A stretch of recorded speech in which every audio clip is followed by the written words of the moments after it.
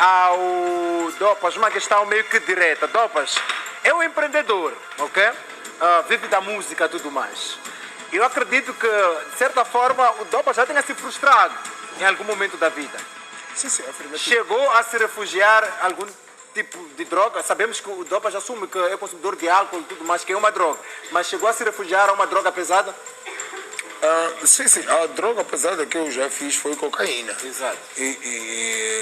Mas não foi por causa da frustração da música, até foi mais por querer enjoyar. Ok. Foi por querer novas experiências, experimentar. Muitos jovens também têm isso aí. Mas não vamos falar das drogas, sobre o meu tipo de frustração naquela época. Eu lembro que eu e o meu brother Zico, nós estávamos com uma frustração de não ser reconhecidos. Okay. Não havia espaço na arena musical. Por isso que a gente usufrua disso hoje com muito orgulho, porque na época nenhum governo queria saber de músico, a não ser que fossem as Elvira Viegas, o grupo RM, aqueles Stuart, não sei o quê. Não estou a dizer que não são nada, mas o governo só olhava para eles. Então nós, os newcomers, os novos artistas, não tínhamos espaço. Então teve que aparecer o DJ Tony Celso, né? Exato. Que ele andava de estúdio em estúdio à procura de música moçambicana. E descobriu a nossa música. Não foi Mandito, mas eram grupos, os DJs eram bem unidos. O Mandito, o Tony, o próprio Ardiles, que até já deixou de ser DJ para ser cantor também. Okay. E depois tinha esse que perdeu, esse que estava doente, o mulato, Barbosa, o Barbosa, todos os DJs. Então, os DJs brincavam sozinhos, assim como nós, os músicos também, éramos unidos, brincávamos numa clique, e eles também brincavam numa clique. Então, o nosso tipo de frustração, o meu tipo de frustração, acho que esses todos podem vir confirmar que na época não havia espaço.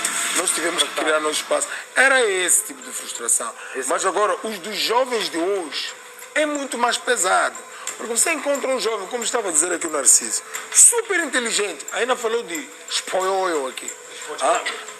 Eu chamo espoioio, eu gramo dessa expressão. Espoioio. Tem um jovem no meu bairro e na minha zona, concretamente na minha zona. Dizem que são dois, aliás, altamente inteligentes. Mas porque aquele papel que dizem diploma não lhe serve para nada, eles consomem espanhol e irritam todo mundo. Mas aquilo que eles falam, faz sentido, tem uma boa lógica. Mas o que eles consomem é isso de chivochongo, o espanhol. Exato. Eles consomem aquilo. E dois, até que estava a dizer, Narciso, é muito. Porque eu costumo oferecer, eles vão dizer, vem com aquele estilo, Mandoba. O Mandoba está a investir nos jovens, nos votos? Não estou a investir. É para, às vezes, não chatear. Eu pago aquilo é 50 meticais. Eu digo, tá bom, está a chatear muito, leva lá uma cena. Okay. Depois ele vai num outro cliente que está ali no barzinho, que a malta está, pede mais um. Ele fica roto. Dois espanhóis é muito. Eu não sou entendendo. E outros morrem nessas circunstâncias. Sim, não, parei de oferecer isso, porque eu vi que eles estão cada vez mais a degradar, não só a sua integridade, porque a imagem deles já está desfeita na zona. Exato. Mas a consciência, a inteligência que eles caracterizavam-se na zona, com que eles se caracterizavam. Agora, infelizmente. Bom, Tio Bonito, boa tarde. Estamos num dia que estamos a falar do outro lado dos jovens, falo sim da frustração. No momento em que já dissemos, muitos dizem que os jovens andam frustrados porque não têm oportunidade de emprego, não têm oportunidade de alguém que invista para que o mesmo possa criar o autoemprego. Na sua opinião, o que estaria a falar? Será que de facto a frustração dos jovens é por falta de emprego? Ou dando emprego, dando um incentivo, será que os jovens vão sair dessa frustração? Muito obrigado, Dilson. Permita-me saudar aos meus colegas de painel, ao Dopas, mais conhecido por Mandodó, ao Narciso Paulo, saudar a si, Dilson, e saudar a todos os telespectadores aí em casa. E gostava de estender pésamos para a família do Camané. e que seja forte nesta situação da perda da sua esposa. Meus amigos, eu acho particularmente que temos dois fatores importantes, Dilson. Temos fatores internos e temos fatores externos, que podem, de certa forma, contribuir para essa frustração dos jovens. Os fatores internos são todos eles que dizem respeito a este jovem. A questão de atitude, a questão de conhecimento e a questão de práticas desse jovem. Nós podemos ter, sim, dentro de fatores internos, jovens que têm uma certa competência e podemos ter jovens incompetentes. Quando falo de jovens incompetentes, falo daqueles que têm uma capacitação técnica, um conhecimento empírico adquirido ao longo do ano, que podia, de certa forma, produzir dinheiro, mas este jovem tem uma atitude, tem um comportamento e tem uma prática totalmente desviante, quer dizer, não é responsável. Então, o facto desse jovem não ser responsável pode contribuir, neste caso, na frustração do próprio. Então, esse é um fator interno. Mas nisso temos fatores externos, que não tem nada a ver com jovens, estão relacionados com as políticas públicas existentes nesse país, neste local, que não favorecem a esses jovens, que podem contribuir. Agora, se nós formos da realidade de Moçambique, temos os dois grupos, mas quando colocarmos na balança, a balança pesa maior, sim, nos jovens que têm uma certa formação, seja formação técnica formal ou uma formação informal. Quando falo de formação informal, por exemplo, falo de alguém que vai acompanhando um trabalho como mecânica, como trabalho de sapateiro ou qualquer outro tipo de trabalho que a pessoa aprende fazendo.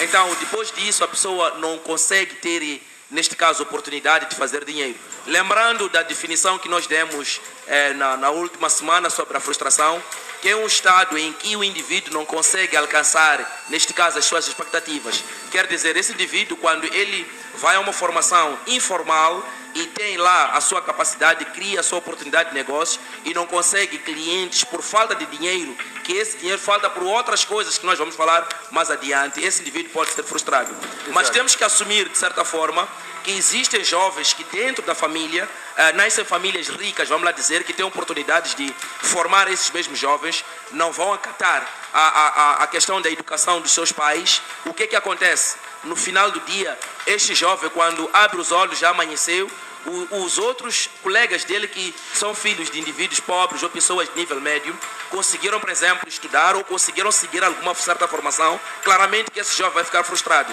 É um dos fatores internos. Então, nós temos um conjunto de fatores, mas colocando na balança, nós sabemos muito bem, os dados apresentados no ano passado não nos mente, pelo nosso próprio governo, que temos maior percentagem, acima de 50% de desemprego. E essa é uma realidade. Mas temos que assumir que nós, os jovens, temos, de certa forma, uma questão de incompetência, irresponsabilidade no que diz respeito à questão de emprego. Ok, portanto, Narciso, o Tio Bonito mencionava aqui o fator governo. Temos nosso governo que, por outro lado, diz que não, os jovens devem empreender, os jovens devem criar o autoemprego. Não estaria-se a enganar o mesmo jovem que não é dado condições para tal? Aqui temos duas situações. Por exemplo, tu vais ao mercado Estrela. Há jovens que estão ali no mercado Estrela que nunca pagaram nenhum imposto no Conselho Municipal, mas estão ali a fazer suas boladas, estão a fazer seus negócios. Isso não é só no mercado Estrela, é em vários mercados. Estamos a falar do mercado informal, não é? Estamos aqui perante uma situação de tolerância, um pouco de tolerância que o governo tem relativamente a este mercado informal.